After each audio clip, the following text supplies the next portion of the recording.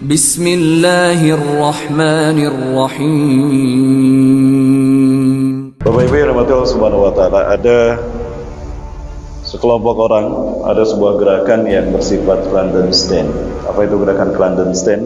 Gerakan bawah tanah, underground.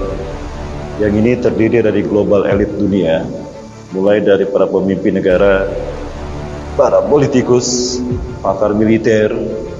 Mereka seringkali melakukan perkumpulan-perkumpulan rahasia yang mereka memiliki program yang sangat gila. Program gila ini adalah program yang ingin menghabisi umat manusia di dunia. They really want to take over the world and to create one government in the world. Mereka ingin menghabiskan umat Islam dunia, reduksi populasi manusia, menguasai dunia dengan tatanan dunia baru. Di antara program untuk mengurangi populasi manusia, itu mereka tunjukkan bahwa dunia ini sudah tua. Tidak mungkin dunia harus memikul 7 miliar umat manusia. Maka mereka mencoba melakukan upaya mengurangi jumlah penduduk dunia. Mengatur dunia ini bukan urusan manusia, tapi urusan Allah. Namun ada sekelompok orang yang mereka mencoba membuat satu gerakan, satu upaya untuk membuat dunia ada dalam kontrol mereka. Ini ada Nick McCord, Neil McCoy Wood. Dia berani mengungkapkan ada pertemuan-pertemuan yang dilakukan dan dihadiri oleh para petinggi dunia. Pertemuan ini bernama World Economic Forum, yang terdiri dari para petinggi-petinggi dan pakar-pakar di dunia. Yang Bapak Ibu saksikan di depan adalah mereka para desain, para sutradara dari upaya menguasai dunia. Mereka ingin meriset peradaban kita sebagaimana keinginan mereka. Jadi sang arsitek, Profesor Klaus Schwab, berasal dari Swiss, bersama Bill Gates, yang mencoba untuk menata peradaban akhir zaman ini sebagaimana settingan mereka. Dan ini kita tahu siapa? George Soros, orang terkaya dunia yang pernah ikut andil dalam resesi ekonomi di dunia ini tahun belakangan, tahun 97 ya Bapak Ibu sekalian, 98. Dan ini Pangeran Charles sebagai petinggi di Inggris, Direktur IMF, Bapak Ibu termasuk Sekjen PBB, Antonio Guterres, kemudian CEO dari Mastercard, CEO dari Presiden Microsoft, dan juga British Petroleum. Apa yang mereka ingin lakukan? Mereka ingin menguasai dunia.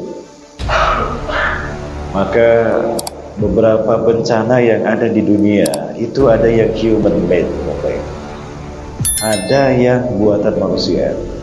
Percaya atau tidak Bapak sekalian, gempa bumi, tsunami itu bisa mereka ciptakan. Masya Allah, beginilah manusia yang ingin mencoba mengatur manusia. Ada sebuah alat yang dulu digunakan Amerika untuk membuat Iron Dome, sehingga pada Perang Dunia Kedua, rudal Rusia, Jerman tidak jatuh ke Amerika. Maka dibikin Iron Dome. Hari ini alat ini direkayasa sedemikian rupa sehingga memiliki banyak fungsi. Weather control, mengontrol cuaca, menciptakan gempa bumi, dan menciptakan tsunami. 2004 tsunami Aceh, kami curiga. Kecurigaan kami itu human made. Kok bisa human made? Banyak data yang kami dapatkan di sana. Sebelum terjadi gempa, seorang saksi hidup di Melaboh itu dia menyaksikan ada ledakan dahsyat di tengah laut, kemudian membentuk cendawan. Nah, seperti itu adalah ciri dari bom nuklir yang mengandung high explosive TNT, kemudian juga plutonium, masalah, atau uranium. Dahsyat luar biasa. Bapak Ibu dan Bapak Subhanahu wa taala, semua ini merupakan bagian dari mereka yang ingin menguasai dunia.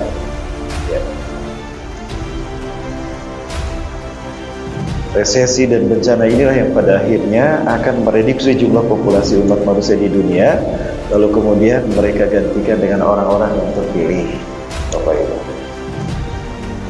Dan nampaknya agak berat saya untuk membahas masalah ini karena memang berkaitan dengan kebijakan di beberapa negara. Di antara mereka mencoba menanam chip pada tubuh manusia.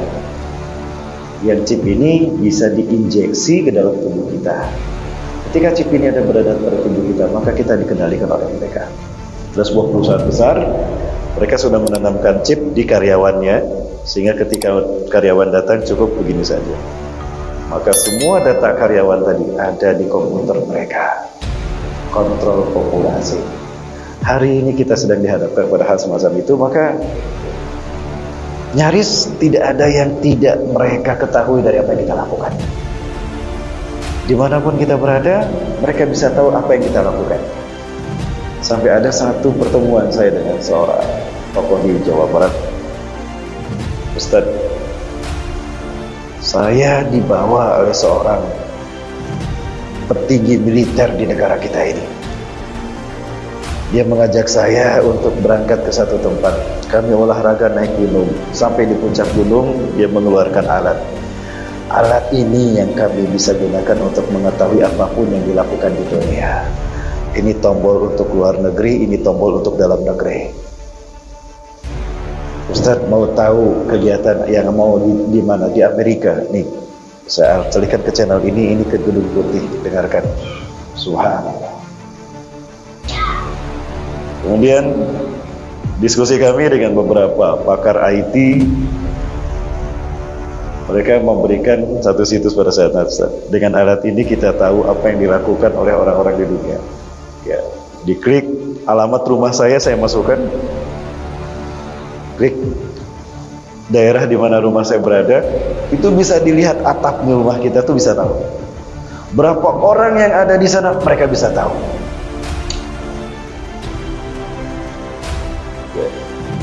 Zionis Yahudi, mereka punya satu gedung, di mana di gedung itu ada satu lantai di mana setiap dindingnya itu peta dunia, touchscreen Bapak Ibu, dan itu terhubung dengan internet, akses internet 24 jam. Mereka klik Indonesia, pulau-pulau di Indonesia. Mereka sentuh Pulau Jawa, klik Jawa Barat, Jawa Tengah, Jawa Timur. Mereka klik Pulau Jawa Barat, Kota Bandung, semua data lengkap. Nyaris tidak ada yang mereka tidak tahu dari kita. Baik Bapak Ibu dan Bapak Subhanahu wa Ta'ala. Nah, hal semacam ini merupakan bagian dari kondisi umat akhir zaman. Kita berhadapan dengan satu gerakan untuk menguasai dunia. Namun begitu mudah bagi Allah untuk menghabisinya, Bapak Ibu. Apa itu? Dicabut saja teknologi, hancur tipu daya mereka.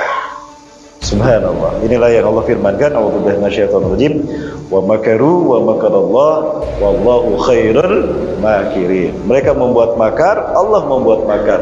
Sebaik-baik makar tipu daya adalah tipu daya Allah Azza wa Jalla. Amin. Amin. Amin. Bapak Ibu dan Bapak Subhanahu wa Ta'ala. Wala yazaluna yuqatilunakum hatta yaruddukum an dinikum in istata'u. Sayang sekali Bapak Ibu sekalian Allah, kami tidak bisa berbuat banyak karena kami tidak punya kekuasaan. Kami hanya rakyat sipil. Namun ini merupakan bagian dari perjuangan umat akhir zaman yang luar biasa, kata Rasulullah. Ya, bahkan reputasinya bisa mengalahkan reputasi jihad-jihad sebelumnya. Maka tidak salah kalau perjuangan di akhir zaman ini banyak diinginkan oleh para nabi dan rasul.